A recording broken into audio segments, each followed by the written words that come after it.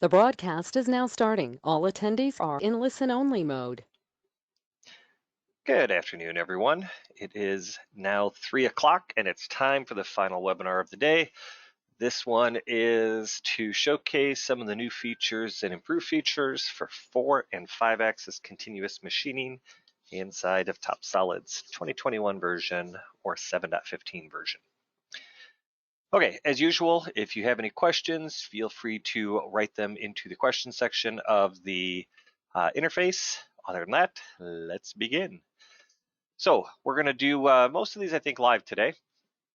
So let's start with 4D milling, and we're going to go into an improvement for 4D milling. We have finally allowed you to do 4D radial engraving. Let's show you how it works. So we have a part, it's a cylindrical part. Of course, any type of radial machining has to be based on a cylindrical part. Our logo, we just wrapped around the part. We made a profile for it, so now we can go into engraving. I'm going to go start by activating multi-axis right off the bat, switching to radial. That's that. We can go ahead and select our profile. And that's it. Set your depth you want like you would for normal engraving. Hit go. And here we go with radial engraving. Easy peasy.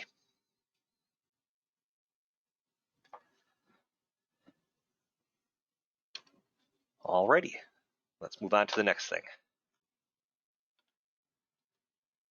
Next, we're going to have a look at a boost milling improvement for this year.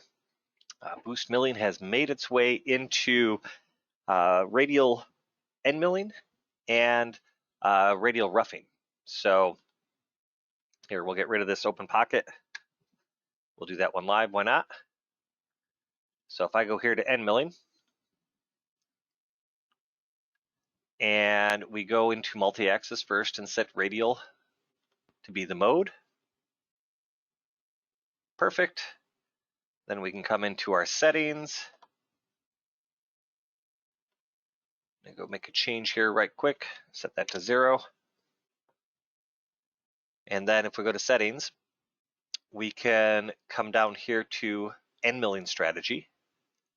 And if you click, and of course, if you have the license for boost, you'll notice that you have boost machining. And it is all the same settings that you're used to in boost mill. So we can come here and say we'd like to maintain a 20% engagement, for example. All the same things we talked about as far as improvements to the boost milling algorithm for the 2D milling command is of course available here. We can go here and just say do one pass. Makes life simple. If we wanted to use the mixed milling direction like we saw earlier in 2D milling, you can do that as well. And off you go. That is boost milling. Now, boost milling is also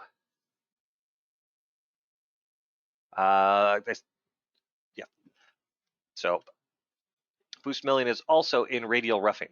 So just to show this, and of course this is from the 45D mill tab, the radial roughing command. Go to settings. You'll see boost as an option in there, and of course all the boost options here as well. So if you are a user of these options, you now have access to boost in 4-axis roughing. Alrighty. Next, and this one's actually pretty cool. I'm going to open up two things here, a start and a final. Okay, I'm going to delete that. Okay, so a new improvement to 4-axis side milling is Y-axis offset side milling. So when performing a 4-axis radial, operation, you can now machine sides that are offset in relation to the rotation axis of the part. You either enter this as a lead angle or as an off-center value. So if we look at the simulation of these, okay, we are off the center line of the part, right? In order to do that, we have to help the solution get there. And I'm going to show you kind of a little magic trick of doing that. So I'm going to do this from scratch. Let's go to CAD mode here. I'm gonna go make a sketch right here. And why not start right here? I'm going to come down to there, come to the center of rotation, and then up to the edge that we want the tool at. Okay? And then I'm going to control select that point and that line, make them coincident. And then so that the software isn't angry at me, I am also going to split this item right here. And then I can make this segment construction. The reason I'm splitting it is because I want to keep this coincident on or between these 2 points. And then from here, we can do a couple things. I'm going to add a dimension from here to here. This dimension is going to represent the angular offset that we would need to use because we want the tool to be tangent, basically, side of the tool tangent to this. And then down here, let's do this. I'm going to make, pardon me, I'm going to make this perpendicular. There we go. And then we can measure this length. That would be our linear offset that we would want. So we now have both values. Can double click to show those. We can switch back over here to machining. And now let's go ahead and do some side milling. So we're going to go to side milling. And we'll go ahead, we have our geometry selected. We're going to go ahead and activate multi-axis. Okay. Perfect. Let's go to radial. And to begin with, let's go ahead and just let it do its machining. Okay.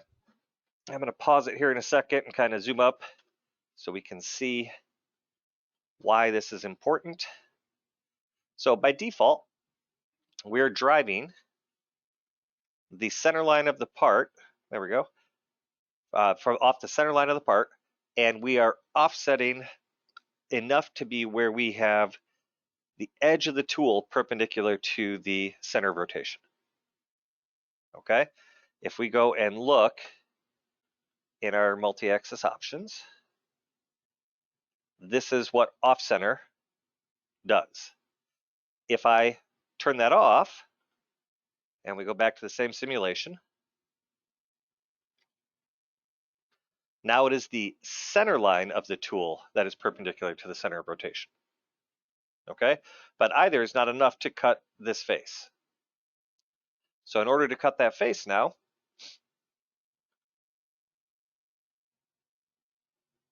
we're going to leave ourselves off center and we're going to do a lead angle of minus 17.37 degrees. Okay, should be correct. And if we simulate that, now you see that we are exactly tangent on the side based on that measurement. Okay, just another thing we're going to do right quick on this. Let's go to our lead and lead outs. And I'm just going to come here and extend my lead and lead out a little bit. Perfect. Sorry, that went off the screen. And if we go here and we run verify on this, we'll hit play.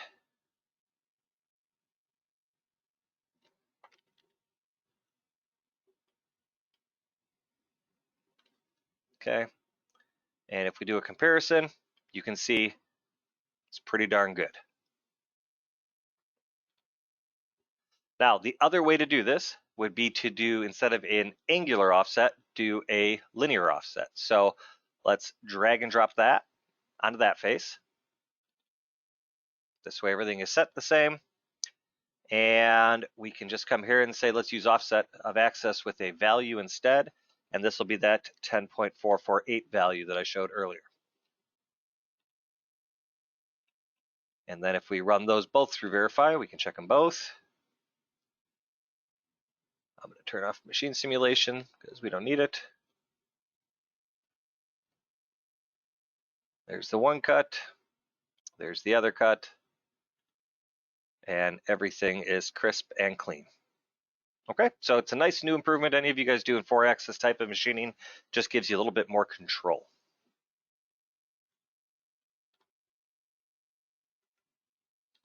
Alrighty.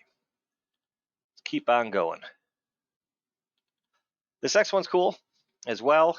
We're supporting or allowing you to do in radial milling mode, 4-axis radial helicoidal side milling. Let's have a look. So if I go to side milling, let that preview generate. And I'm going to go into my settings and we'll point something out here.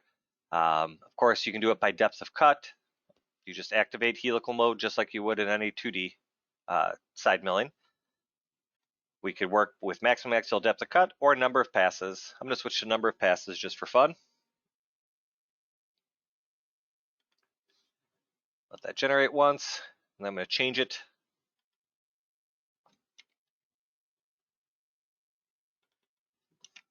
to 5. We'll let that generate, and I'll zoom up, let you guys see the results.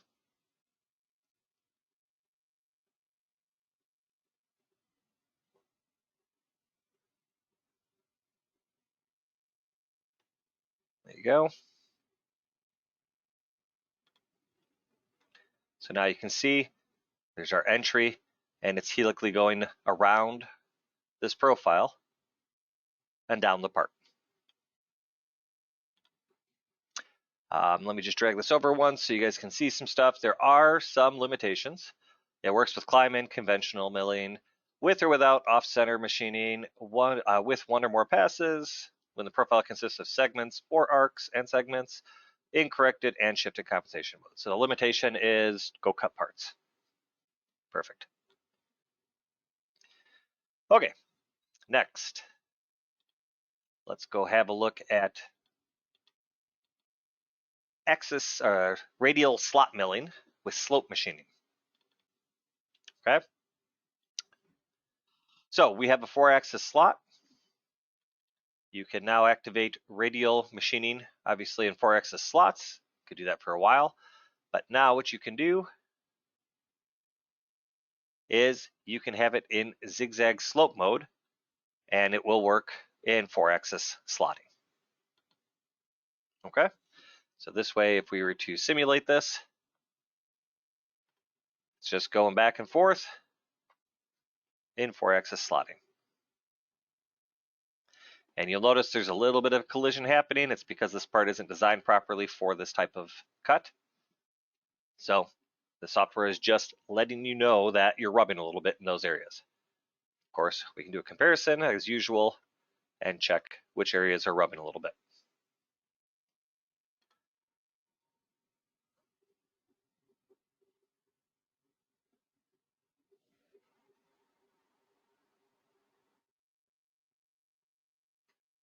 Alrighty. So that's that. Let's keep on going here. So the next one is 4-axis radial slot milling, or side milling and end milling, excuse me, with regards to how the lead-in point and lead-out point is described. Okay, so I'm going to show you this in side milling. So in side milling, you can see the point where I'm leading in and leading off at. Okay, if I go into the lead in and lead out, let the dialog box launch up here. Right now, do we consider the point is wrapped already or not wrapped? So right now with it unchecked, we consider it's unwrapped, so we have to wrap it. And you can see by the tool path, the lead and lead out is shifted a little bit because of that. If I select wrapped point, when we click OK, you're going to see that the lead and lead out point now is more direct, and it's related exactly to where your lead and lead out point is. So this is super important for lead and lead out in side milling, as well as if you pre-drilled a hole for pocketing, for example, you want to make sure that you have that selected so that the vector is correct. Perfect.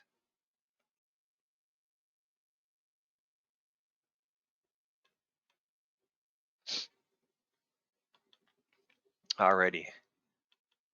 So next,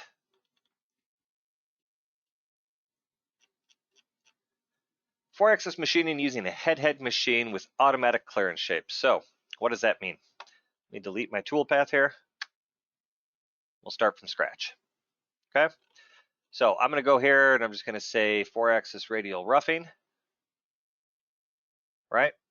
And by default, everything is kind of based off of the main machine 0. Let me show you what I mean. If I go into here, you can see my clearance cylinder. If I go into multi-axis, is based off my machine 0 over here. It's kind of irritating. So if we go to our clearance shapes, no matter what we set here, 0.4, 0.3, whatever for our clearance, it's got the wrong center line. So the first thing we're going to do is under multi-axis is we're going to set our wrapping axis. I'm going to zoom up and I could choose the cylinder of my chuck here, the cylindrical face of the part. Doesn't matter. Okay. And now when I go into my clearance shape, this value is set basically off of the part finally. Okay. Moreover, and let's go and set this right quick. Oops. Do you love it when you fat finger things?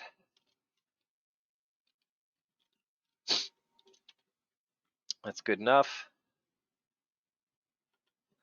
Moreover is associative to that. So even if the position of this part is to change, this will update as well. So we'll show you what I mean here.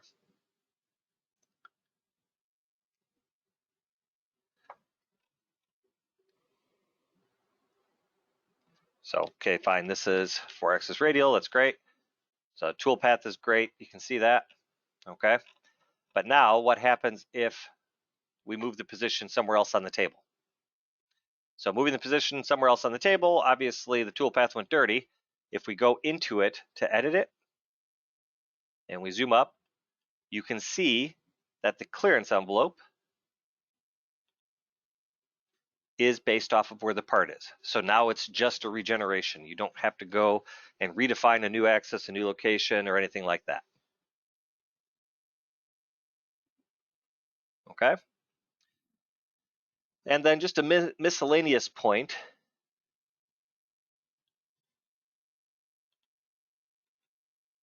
In 4-axis.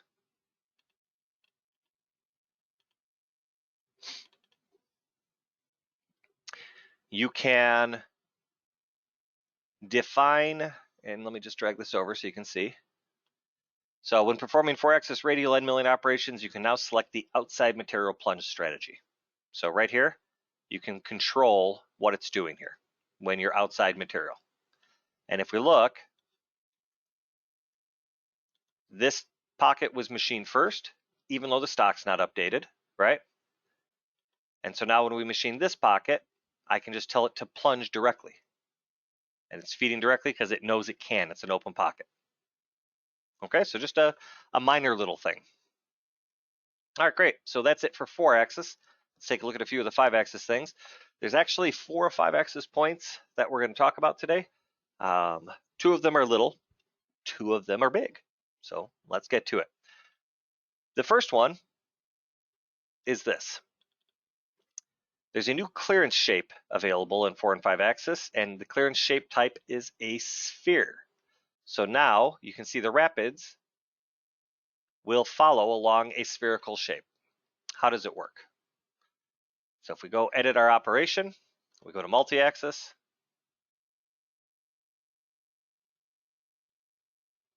and then we go into our clearance section, right? So go to clearance shapes. Up here now, you have the choice local sphere. In automatic mode, the software tries its best to put an enclosing sphere around the part to machine. Okay, however, you can turn that off and you can choose whatever point you want. For example, I could choose a point right there. And then I'd have to play with the sphere size to get it to be encompassing correctly. Okay, so that looks like it's okay. But one of the things that I will warn you about on this, let me get down to it, sorry, is that if the sphere is contained inside the part, the tool paths will still be performed towards the sphere, which creates a risk of collision. It means that I could invert the rapids. So if I put the sphere inside the part, then the rapids could be inside the part as well. Okay, let's see if one of these other tool paths allows us to see that. Yeah, perfect. So let's go look at this tool path here. If you notice, I did put the sphere inside the part. So all the rapids are being drawn to that sphere. We'll just go turn the sphere on so you guys can visually see it. There you go. So there's your sphere, and it's being drawn to that sphere physically. Just another way to control rapids. It's a way to think outside the box.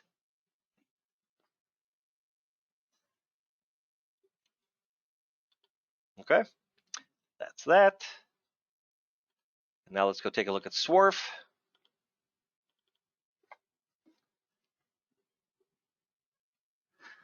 Okay, so the Swarf machining improvement, it's a small one. Anywhere that you have multiple depth of cuts, for example, you can switch from an axial depth of cut to just a number of passes. So for example, I can go to number of passes. And then here I can say, you know what, I want 4 passes instead. Keep it nice and simple. Okay? And that's that. All right, so now we have a couple of more topics to go over with 4 and 5 axis. These are going to be general introductions to these. These are new modules available with TopSolid. So we'll start with this one. There is multi-axis roughing that is available. Multi-axis roughing is from Module Works. So it's an OEM'd algorithm. I'm just going to open up a quick sample of it, show you how it works. So you have roughing, and you can do re-roughing in there as well. The whole way multi-axis roughing works, you start by selecting the bottom face, here for example, and then the top face, here for example. The software will untrim them anyway and bring them all together, okay? Or untrim them and then use them to calculate a toolpath, excuse me. When you're calculating your toolpath in multi-axis roughing, you can choose how it offsets the toolpath if you're offsetting. Here I'm using adaptive toolpath, so no offsets. But do I want to offset from the bottom face and then it just cuts what it cuts? Do I want to offset from the top face? Again, it cuts what it cuts. Do I want to morph the offset from the bottom and the top so that you get more of a blended machining? Okay. For those of you that are interested in pricing for these modules, just let us know and we'll reach out to you. Okay. All right. So now, with regards to how this works, you have 2 end milling strategies. You have offset, you have adaptive. In this case, I'm using adaptive. So therefore, it's going to be just simple strategies. You can see I'm helically in. The adaptive from Module Works is very, very similar to our boost milling. Okay. Under altitudes, again, set whether you want a number of passes or by depth of pass. You do have extra altitudes you can add into here as well. So you could do a first depth of pass if you want at, you know, 0.5 millimeter down, for example. Maybe you want to break through the hard shell of this material first before you bury the cutter. Under strategy, you just have a set of smoothing controls. In the adaptive area, this is where you get to control how it switches to feed from feed rates, or various feed rates and whatnot. And then in links, this is where you control how it plunges, how it merges toolpath together, like link between slices. We can do a spline blend, for example, and off you go. And then from there, if we watch a simulation of this, or actually let's watch a verification of it. It'll be more entertaining that way.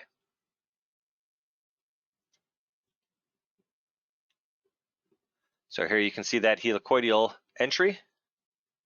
And then from there, it's going to start just doing the adaptive strategy of machining in 5 axis, which is pretty awesome, I got to say.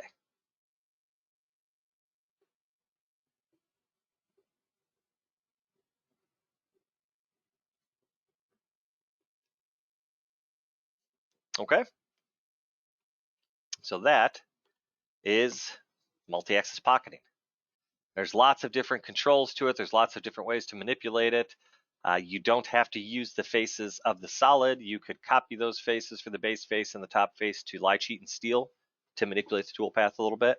So again, should you decide to add this module to your repertoire, we have a training class for it already, so we can go over all these options for you. All right. Last thing. Again, another new module. By module works, ironically enough. And this has to do with blade machining. Okay, so I'm just going to quickly kind of introduce you to how it functions. We'll watch a simulation or two of it, and then we'll go from there. So with blade machining, if I go to 4 and 5 axis, you have 4 new options available. Okay, so if I go to multi-blade, you have blade roughing, hub finishing, blade finishing, and radius machining. So the blade roughing, if we take a look at the toolpath, first of all, you can see the toolpath is quite nice, including these spline links between cuts. Okay, so very smooth, very clean toolpath, very fast to calculate toolpath as well. If we're to watch the simulation of this,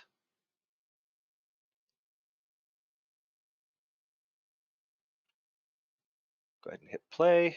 Actually, we can do this with the machine for this first one, and then after that we'll do it without the machine.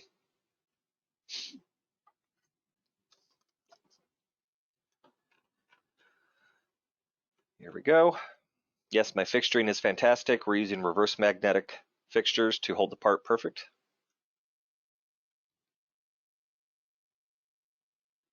All right. So here we go.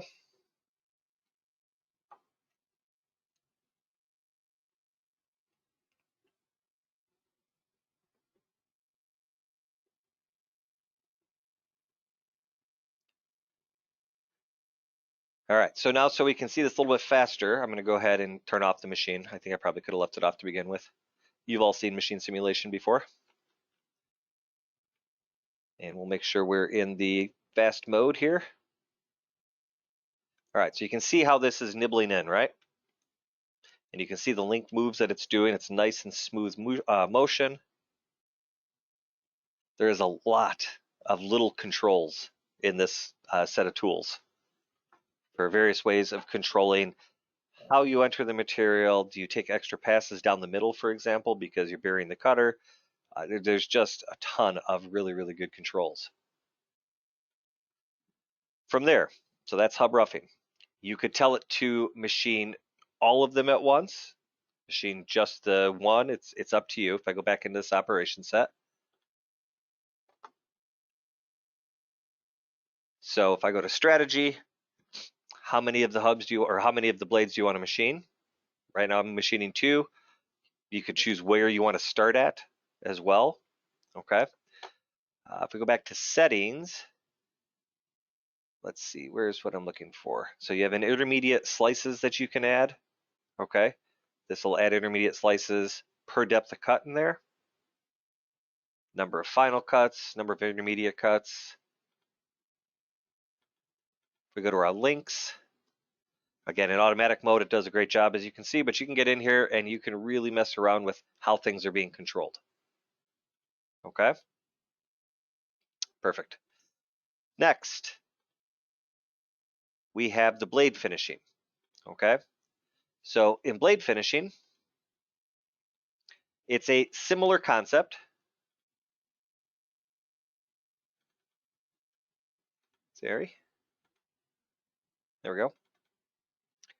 Similar concept as far as what you're selecting. In fact, it's the same geometries you're selecting. So you're selecting hub faces, and I didn't explain this before. So in here, you're selecting hub faces. That's these bottom faces. You're selecting the blend or the blade faces. That's all the faces of the blade. And then the shroud face, which is this top face here. Okay.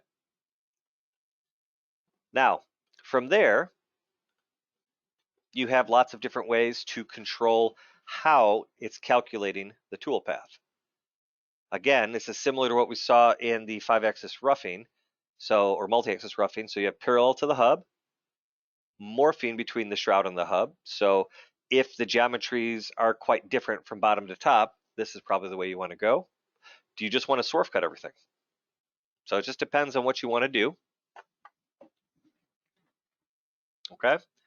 And again, you have similar controls to how many of these you want to machine at once. And then as far as if you're machining multiple, how are you linking them together, and so forth. Okay. So if we watch just a simulation on this one,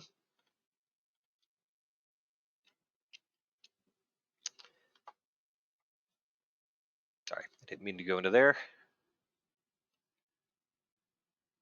Just want to watch a simulation.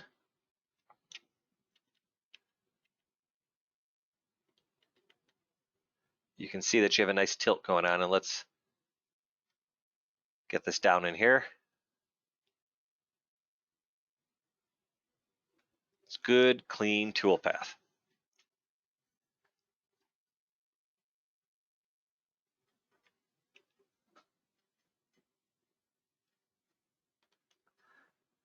All right, then you have hub finishing. Again, as far as geometry selection is concerned, it's the same, okay? The software is just using this to identify what's what, and then they have their specific algorithm set for how you want to machine the base down here. Okay? And then lastly, you have the radius machining, and the beauty about the radius machining is that even if the radius gets trimmed off, the tool path still forms correctly. You don't have to add additional geometry here, like on this side. See how here the tool path is going over open air? The algorithm corrects all of that for you so that you keep nice, clean, smooth motion. Okay, so if you machine parts like this, by all means, let us know. We can get together with a one-on-one demo, go more into depth about the various controls and how to manipulate them. Okay, so I see a question. I know this makes it a lot easier, but can this part be machined with the current 5-axis capabilities? Absolutely. What you're paying for in this type of functionality is automation. So you're paying for years of knowledge on machining of this type of part versus you having to come up with the creative way of keeping the tool tilted and so forth. Okay, so yes, you can, but if you start doing these a lot, it's worth spending the dime and just getting the automated software. Cool. So that's the last piece for me today. Does anyone have any other questions regarding any of the 4 or 5-axis stuff? Otherwise, we'll see you guys tomorrow morning where we will begin discussing what's new in turning.